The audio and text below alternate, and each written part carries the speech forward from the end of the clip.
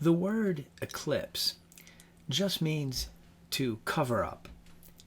It normally refers to one celestial body blocking the light from another, but it can certainly be used in a context like his personality was so big that he eclipsed everyone else in the room.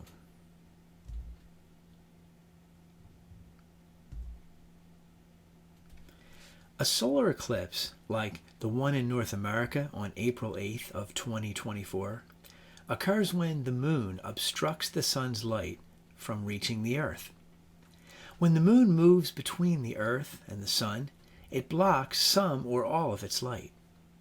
When the moon blocks only part of the sun, it is called a partial eclipse, and when it blocks all of the sun, it is called a total solar eclipse. The sun is the source of all light in the solar system. Only the sun creates light. Every other body in the solar system only reflects the light that the sun generates. For example, we see a planet in the sky because the sun's light is reflected off the planet. We see part of the moon because of the sun's light, not because the moon generates any light of its own. Even the part of the moon that is slightly visible, though dark, is illuminated by the sun's light reflecting off the earth. This is called earthshine. When the moon blocks the sun's light from hitting the earth, the fully obscured area is called the umbra, and the partially obscured area is called the penumbra. Now, umbra just means shadow, and penumbra means almost or nearly. You may notice that the umbra is the start of the word umbrella, which we use to cover ourselves during the rain. One might wonder why the moon does not eclipse the sun more often, since the sun and the moon are often in the sky at the same time. The answer is that there are so many factors that have to be exactly right for this to happen that it's in fact very rare. Look at this diagram closely and consider the many factors involved in a complete blocking of the sun's light by the moon. The varying distance of the Earth to the moon, and the Earth to the sun, and the moon to the sun, not to mention the Earth's tilt, or axis. The moon's orbit around the Earth is an ellipse, as is the Earth's orbit around the sun.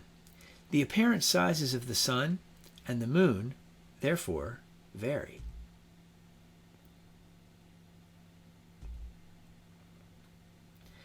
Most years, there are 2 or 3 solar eclipses.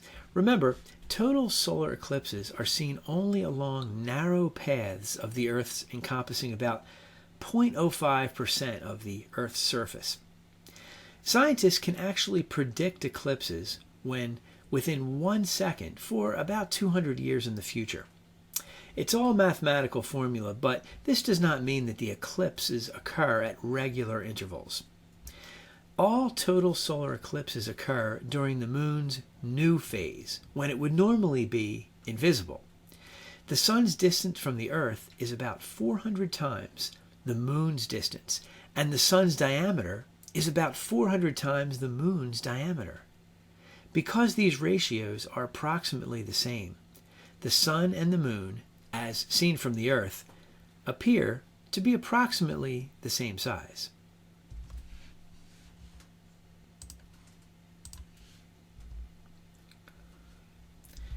There are 3 types of solar eclipses: partial solar eclipse, an annular solar eclipse, and a total solar eclipse.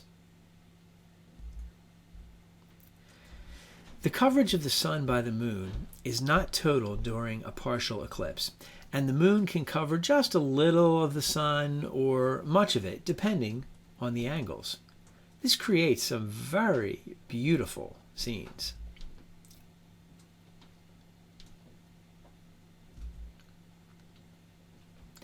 Annular eclipses occur when the moon travels in front of the sun but does not block the totality of the sun's surface. The sun forms a ring of fire around the moon. An annular eclipse starts out as a partial eclipse until the moon centers itself on the sun. The word annular comes from the word annulus, which means a bright ring. Does it look like a bright ring to you? When the moon completely covers the sun, it's called a total solar eclipse, and it's pretty rare.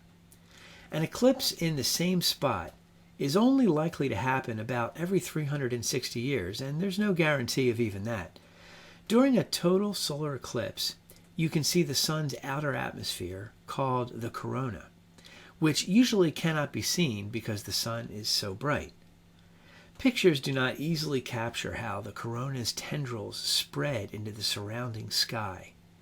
Animals tend to act strangely during eclipses, and people's reactions are usually not expressed in words, but with sounds while it's happening.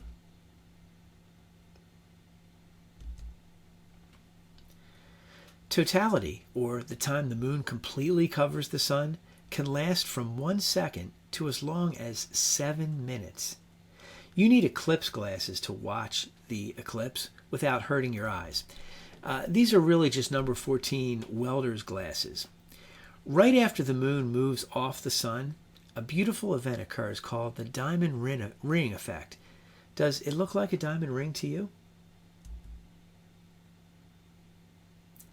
As the moon moves over the sun, mountains and ridges on the moon's jagged surface allows sunlight through, creating what are called these Bailey beads, named in honor of Francis Bailey, who explained the phenomena in 1836.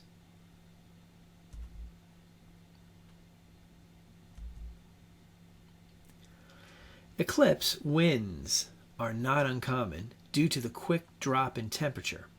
The winds add to the otherworldly and slightly scary feeling of suddenly standing in the dark in the middle of the day. Adding to the strangeness of it all, streetlights might pop on and stars might appear.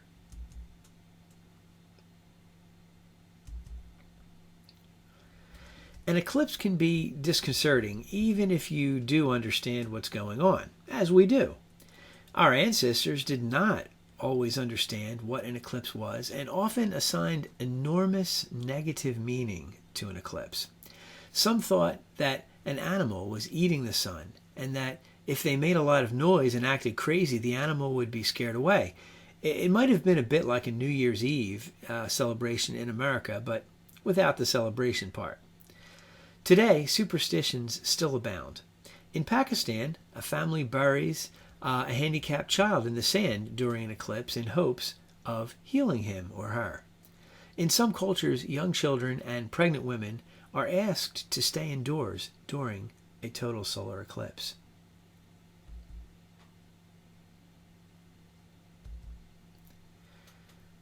The eclipse on April 8th, 2024 will be total only across a thin swath of the United States and partial across the rest of the continent.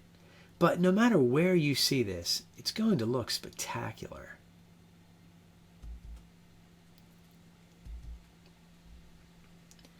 Eclipses have a nasty habit of occurring in difficult-to-reach locations, which is why an eclipse across highly populated areas of the Earth, like North America, are a special treat.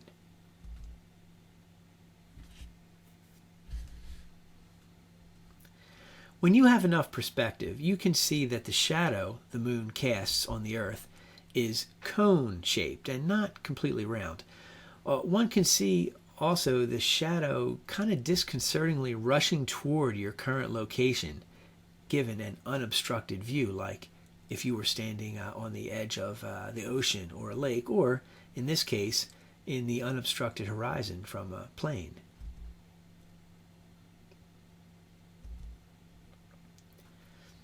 If you were in space orbiting the Earth, this is what an eclipse would look like. Astronauts describe it as a bruise on the Earth. A total solar eclipse only happens about 66 times a century.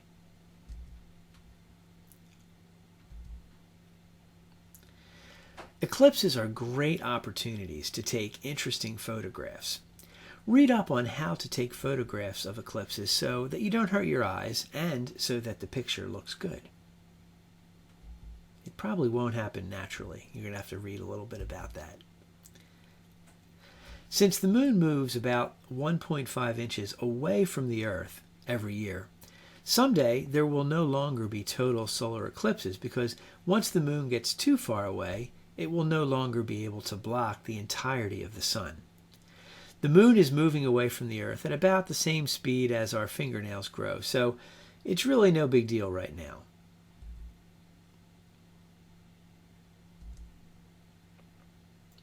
There are lunar eclipses too. That's when the Earth moves between the moon and the sun. Lunar means moon. The curved shadow was one of the first clues that we had that the Earth was round. Notice the curve of the shadow. Lunar eclipses occur several times a year, so they're not quite as rare as solar eclipses. You can see the Earth's shadow on the moon there, and notice that it clearly is round.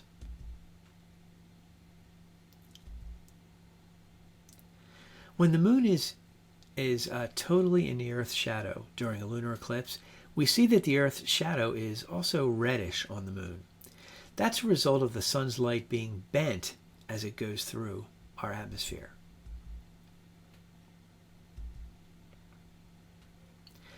These are photos of a lunar eclipse in different stages and a drawing of what causes an eclipse to occur.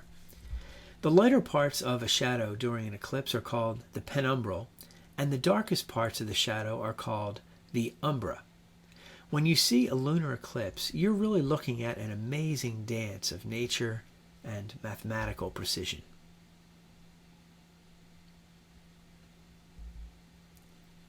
Thank you for joining us for the mini lesson, Eclipses.